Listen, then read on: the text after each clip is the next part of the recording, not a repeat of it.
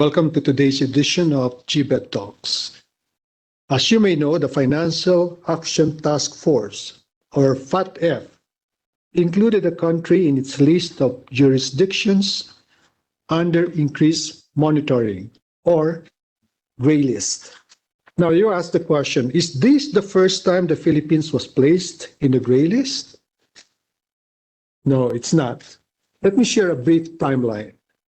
In 2000, prior to Anti-Money Laundering Act of 2001, or AMLA, the Philippines had no basic legal anti-money laundering framework.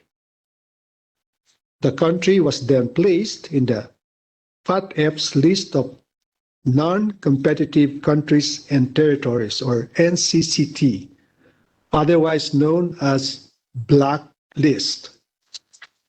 Even with the AMLA's enactment in September 2001, the Philippines remained on the NCCT, or blacklist, as there are still deficiencies in the law. In March 2003, Republic Act 9194 was signed into law, amending AMLA. After the Asia-Pacific Group on Money Laundering, or APG, review group confirmed that the country was effectively AML measures, anti-money laundering measures, the Philippines was removed from the blacklist in February 2005.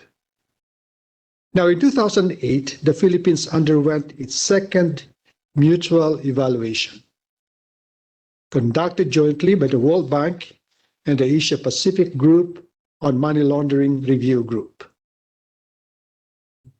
Due to technical deficiencies, like the lack of counterterrorism financing, or CTF, laws, the Philippines was placed on the gray list in February 2010 and had until December 2011, almost 2 years, to address deficiencies. The Philippines, however, failed to meet the deadline. Thus, in February 2012, the country was downgraded from gray list to the dark gray list. So apparently there are many shades of grays here. Now, with the passage of Republic Act 10167 and the Terrorism Financing Prevention and Suppression Act of 2012 in June 2012, the Philippines returned to the gray list and was urged to fully address its remaining deficiencies. In February 2013, Republic Act 10365, which further amended the AMLA, was signed into law. Exactly a year after the Philippines returned to the gray list, that is in June 2013, it exited from the gray list but remained in the watch list. It was only in July 2017 when the Philippines was removed from the watch list with the passage of Republic Act 10927, or commonly known as the Casino Law. Now, in 2018, the Philippines underwent its third mutual evaluation. The country was assessed on technical and effectiveness compliance. It will be recalled that the country's first and second mutual evaluation only involved technical compliance.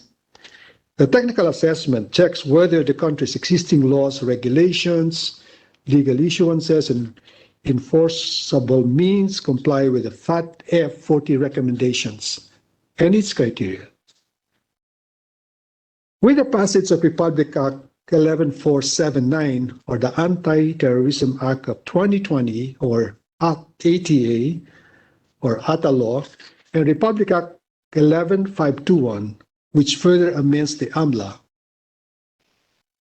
and the issuance of necessary implementing rules and regulations, the country was able to address the technical deficiencies. But adopting compliant laws and regulations is not sufficient. We have to demonstrate effectiveness. The effectiveness assessment seeks to evaluate the adequacy of the implementation of the laws, rules, and regulations vis-à-vis the FATF 40 recommendations.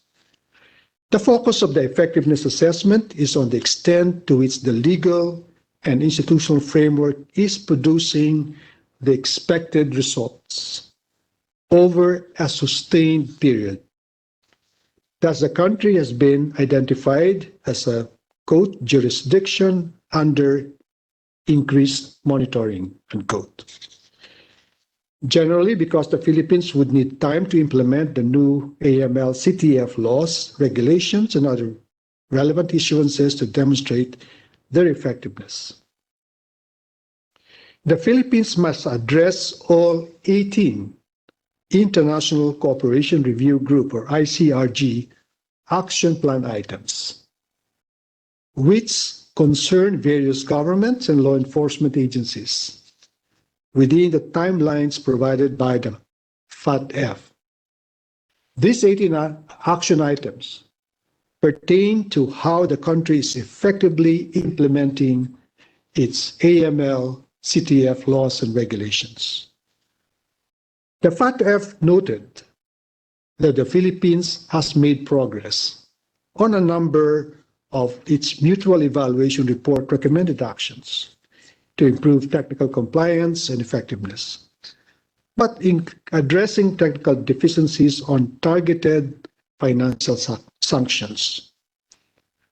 As such, the inclusion of the Philippines in the list of jurisdictions under increased monitoring or the gray list did not automatically mean the imposition of countermeasures, including the application of enhanced due diligence measures on the subjects of the Philippines.